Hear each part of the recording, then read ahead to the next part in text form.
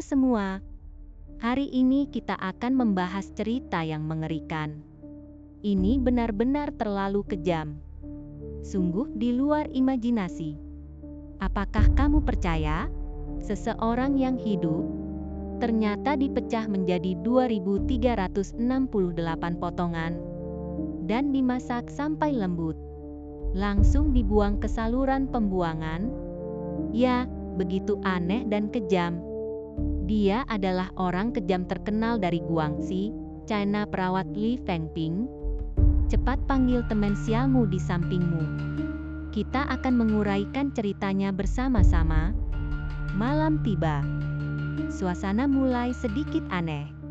Teman-teman yang suka mendengar cerita aneh, karakter kejam dari Guangxi akan muncul. Cerita ini terjadi pada tanggal 22 Maret tahun 2020. Lokasinya adalah sebuah kompleks perumahan biasa di Yulin, Guangxi. Malam itu, langit sudah sangat gelap. Kakek San yang tinggal di lantai 2 pergi ke toilet seperti biasa. Setelah jongkok, dia menekan tombol flush dan menemukan bahwa toilet sepertinya tidak lancar.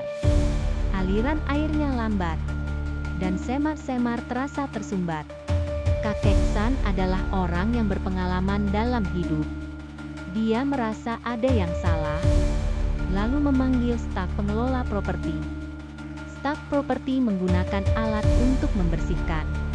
Tak disangka, mengeluarkan tumpukan potongan daging kecil dari saluran. Potongan daging itu berwarna hitam. Terlihat aneh. Awalnya, semua masih cukup tenang. Mengira itu dari tetangga di lantai atas yang ceroboh, membuang sisa daging merah yang dimakan, atau daging rebus ke saluran pembuangan. Lagi pula, hal seperti ini di kompleks tua tidak aneh. Tapi ketika staf dan kakek San mendekat untuk melihat, ya Tuhan, ini bukan sisa makanan. Tekstur pada daging itu, warna itu, kakek San langsung mengenalinya. Ini jelas daging manusia. Jaringan manusia. Hatinya bergetar. Segera melapor ke polisi. Saat melapor ke polisi, suara kakek San sedikit gemetar. Dia berkata, pasangannya bernama Luo Yuanjian, berusia 51 tahun. Dokter di rumah sakit pertama Yulin, pergi keluar beberapa hari lalu dan tak kembali. Teleponnya selalu mati. Tak bisa dihubungi sama sekali. Kakek San bahkan pergi ke rumah sakit untuk bertanya. Dan rekan kerjanya berkata, Dokter Luo sudah 2 hari tak masuk kerja. Ini menjadi masalah besar.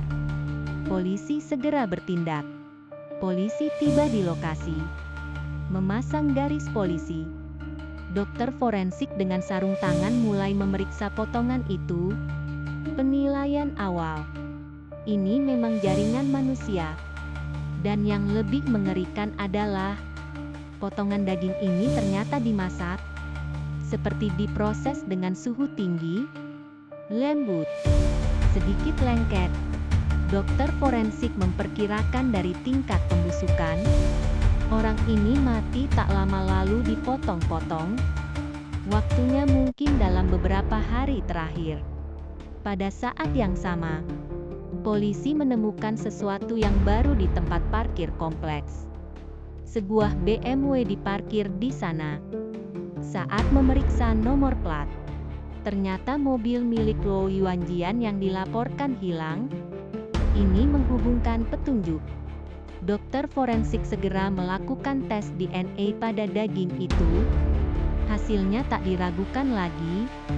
Yang meninggal adalah Luo Yuanjian. Kasus ini langsung meledak. Potongan daging ditemukan di rumah kakek San di lantai 2. Polisi mengambil peta saluran pembuangan dan melihat, menyusuri pipa ke atas. Penghuni lantai 3 paling dicurigai. Orang ini bernama Li Fengping, 25 tahun. Perawat di rumah sakit pertama Yulin.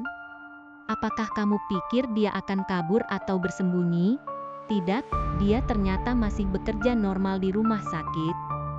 Saat polisi menemukannya, dia sedang sibuk di ruang jaga. Wajahnya tak ada sedikit pun ekspresi panik.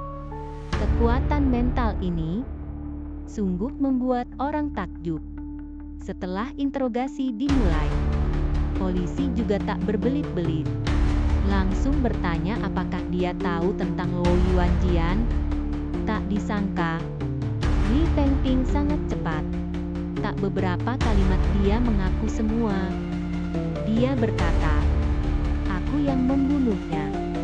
Dan aku juga yang memotong-motongnya." Polisi kemudian menggeledah rumah sewaannya. Menemukan banyak bukti mengejutkan. Kunci mobil dan telepon Luo Yuanjian dibuang di atas meja. Di panci tekan di dapur masih ada potongan daging matang yang belum diurus. Bau aneh memenuhi udara. Di bawah ranjang terselip beberapa tulang manusia, putih bersih. Di saluran toilet dan tangki septik di bawah, mengangkat lagi tumpukan potongan, tidak termasuk tulang. Daging saja ada 2.368 potongan. Pecah sampai tak bisa lebih kecil lagi. Mengerikan untuk dilihat. Teknik ini, kekejaman ini, benar-benar membuat bulu kuduk berdiri. Lalu muncul pertanyaan. Kenapa Li Fengping melakukan ini? Kenapa membunuh Luo Yuanjian? Dan kenapa menghancurkan mayat dengan kejam begini? Cerita ini harus diceritakan dari awal, mulai dari masa kecilnya. Tanggal 16 September tahun 1995. Li Fengping lahir di desa Huojia, kota Dongping, Kabupaten Bobai, Yulin, Guangxi. Itu adalah desa kecil yang terpencil. Kondisinya sangat sulit. Keluarganya sangat miskin. Satu keluarga 6 orang. Tua dan muda berdesakan di rumah kecil 60 meter persegi. Rumah itu adalah tipe rumah bata tua. Cat dindingnya hampir habis terkelupas. Dia adalah anak sulung di keluarga. Sejak kecil sangat pengertian. Prestasi belajarnya selalu teratas. Orang-orang di desa memuji dia pintar. Adalah bibit yang baik. Sekolah dasar dan menengah pertama, dia mendapatkan banyak sertifikat dan medali, menempel penuh di dinding rumah yang sudah usang. Tapi saat lulus SMP, dia menghadapi pilihan sulit. Keluarganya benar-benar tak punya uang untuk menyekolahkannya ke SMA. Adik-adiknya masih kecil, juga perlu makan dan belajar. Dia menggertak gigi, menyerah pada kesempatan melanjutkan sekolah. Mendaftar ke jurusan keperawatan 3+2. Berpikir untuk cepat belajar keterampilan, keluar mencari uang untuk menghidupi keluarga. Tahun 2007, dia lulus dengan lancar. Saat itu dia baru berusia awal 20-an. Penuh harapan. Lamaran yang dikirim langsung diterima 3 rumah sakit. Dia memilih rumah sakit pertama Yulin yang terdekat dari rumah. Berpikir dekat dengan rumah, bisa lebih merawat keluarga. Saat pertama kali masuk kota, dia masih gadis kampungan, tanpa riasan, tidak terlalu cantik, tapi fiturnya lembut. Senyumannya cukup manis. Pekerjaan di rumah sakit sangat berat, tapi dia sangat gigih. Setiap hari memakai jeans putih, sibuk ke sana kemari. Gaji dari awalnya 3.000 yuan, sedikit demi sedikit naik ke 5.000, 8.000, kadang lembur banyak, bahkan bisa tembus puluhan ribu. Bagi seorang gadis dari desa, sudah dianggap penghasilan yang lumayan, tapi kehidupan kota juga mengubahnya. Rekan kerja di rumah sakit berpakaian rapi, tas bermerek, kosmetik mewah bertebaran. Dia melihatnya dengan iri. Perlahan mulai memperhatikan. Baju harus beli merek, tas harus pilih yang mahal, kosmetik juga harus pakai merek terkenal, kelasnya tak boleh rendah. Secara bertahap, gajinya tak cukup lagi, setiap bulan mendapat gaji. Tak beberapa hari habis bersih. Demi mempertahankan gaya hidup ini, dia mulai meminjam uang secara online. Awalnya beberapa ribu yuan, kemudian puluhan ribu yuan. Lubang semakin besar. Bagaimanapun tak bisa ditutup. Dia semakin terperosok. Utangnya bertambah seperti bola salju, hingga kemudian dia sangat membutuhkan uang besar untuk bangkit. Tahun 2019, kesempatan datang. Seorang rekan merekomendasikan perangkat lunak judi kartu online, mengatakan bisa dapat uang cepat, dan operasinya sederhana. Dia mengunduh aplikasi dengan sikap mencoba. Awalnya bermain kecil, taruhan 10-20 yuan, dan benar-benar menang beberapa ratus yuan. Mencicipi manisnya, dia menjadi lebih berani. Taruhan menjadi ribuan dan puluhan ribu. Tak lama dia memasukkan semua uang pinjaman. Hasilnya bisa ditebak. Semua habis. Dia tak rela lagi meminjam pinjaman baru untuk berjudi. Akhirnya berutang jutaan. Seluruh dirinya runtuh. Dia yang masih ingin bangkit. Juli tahun 2019 dia mulai berpikir jahat. Dia mengarang kebohongan. Mengatakan ibunya perlu operasi. Meminjam 90.000 yuan dari rekan Xiao Chen. Kali ini dia beruntung. Tak kalah, 3 hari dia mengembalikan uangnya, bahkan memberi sedikit bunga tambahan. Xiao Chen merasa dia bisa dipercaya. Cukup jujur. Tak beberapa hari, dia mencari Xiao Chen lagi, mengatakan dia butuh uang mendesak. Menyuruh Xiao Chen memakai identitasnya untuk pinjam 300.000 yuan, dan memakai taktik yang sama. Menipu rekan lain untuk juga meminjam 300.000 yuan, mendapatkan 600.000 yuan ini. Dia penuh percaya diri, merasa kali ini pasti bisa bangkit, tapi hasilnya, satu malam habis semua. Li Fengping yang benar-benar tak punya jalan keluar, mulai memikirkan orang-orang di sekitarnya. Dia perhatikan Dr. Luo setiap hari naik BMW ke kerja, murah hati. Kondisi keluarganya sepertinya baik. Lalu dia mencoba mengirim pesan kepadanya. Bertanya apakah bisa meminjam 200.000 yuan untuk darurat. Tak disangka Dr. Luo menjawab sangat cepat.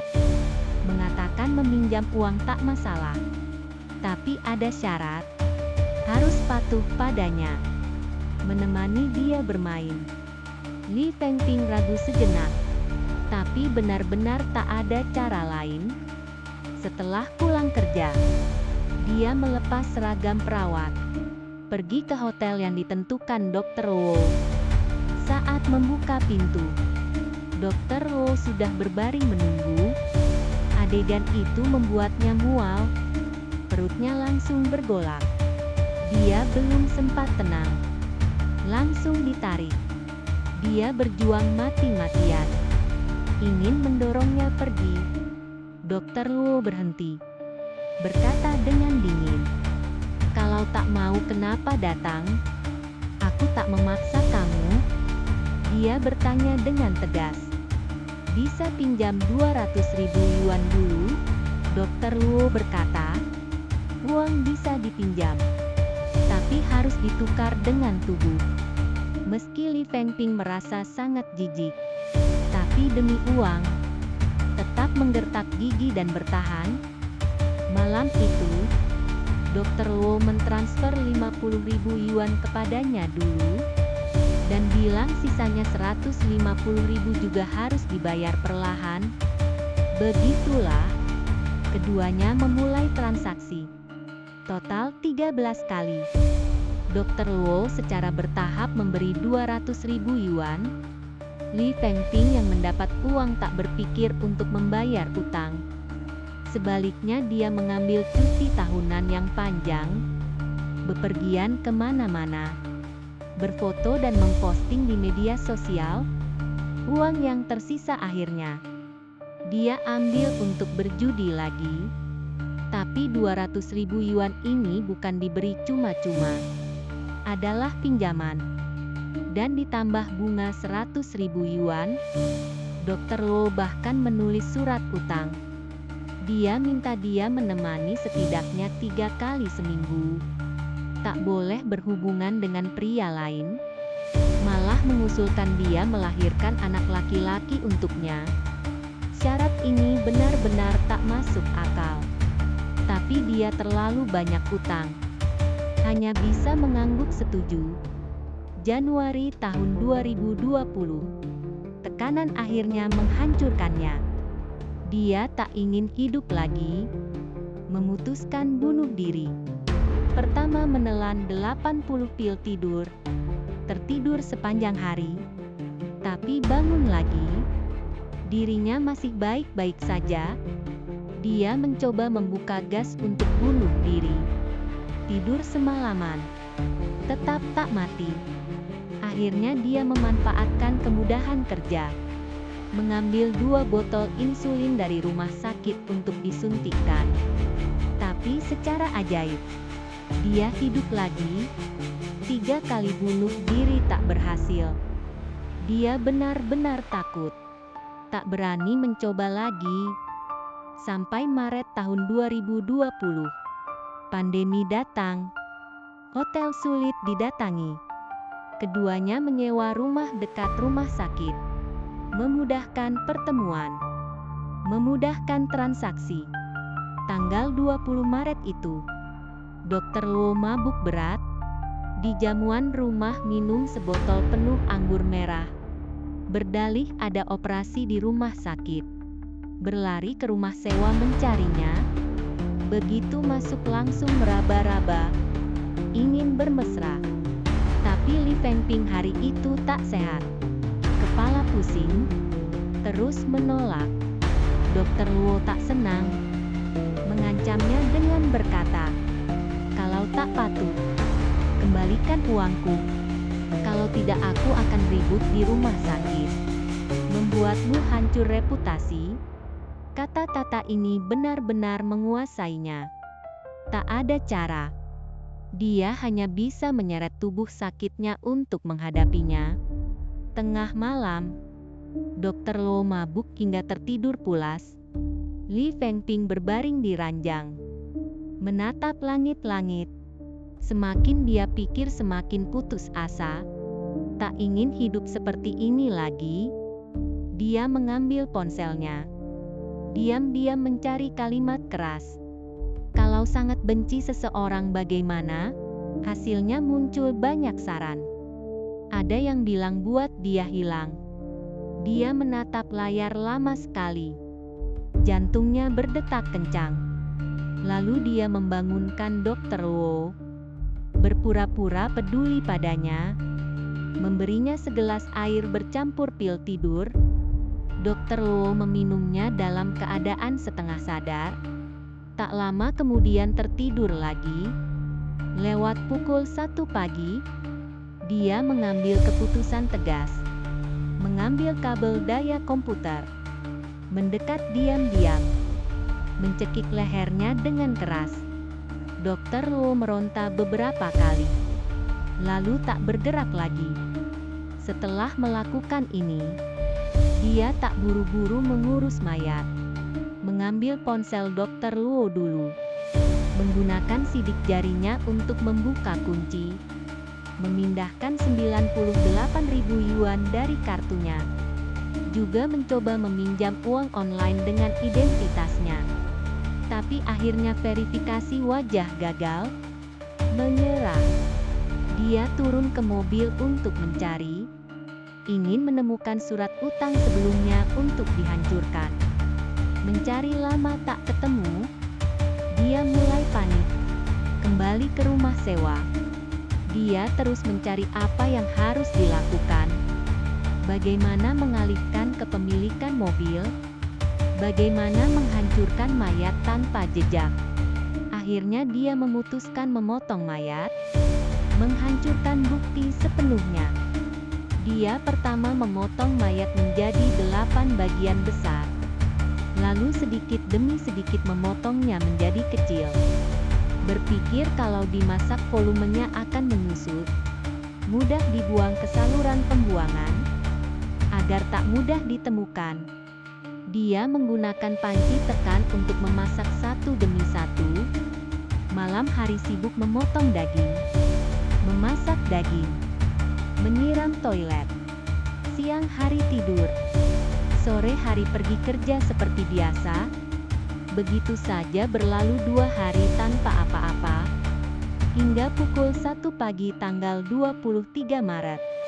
Dia pulang dari kerja, baru masuk langsung dicegat polisi.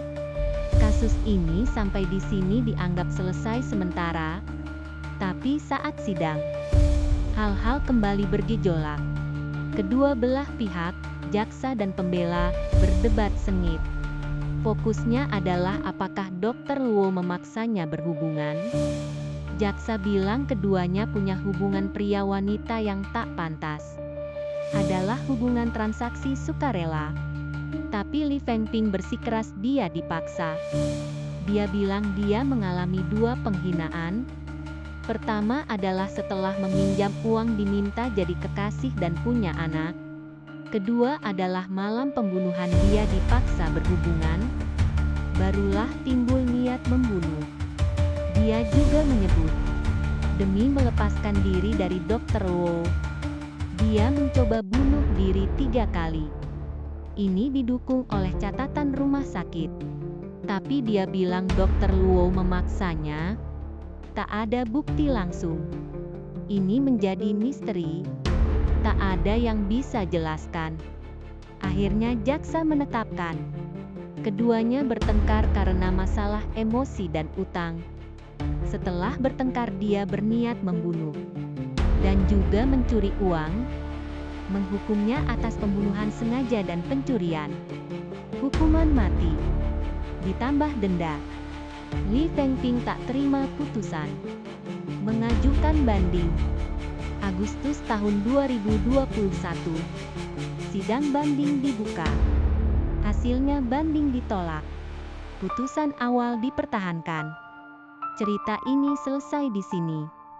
Seorang perawat muda berusia 25 tahun yang keluar dari desa seharusnya punya masa depan cerah. Namun selangkah demi selangkah mendorong dirinya ke jalan buntu. Katakan, ini salah siapa? Apakah keserakahannya? Atau tekanan dari Dr. Luo? Atau mungkin masyarakat ini yang membuat orang tersesat? Silakan mengobrol tentang pendapatmu di kolom komentar. Sampai jumpa di episode berikutnya.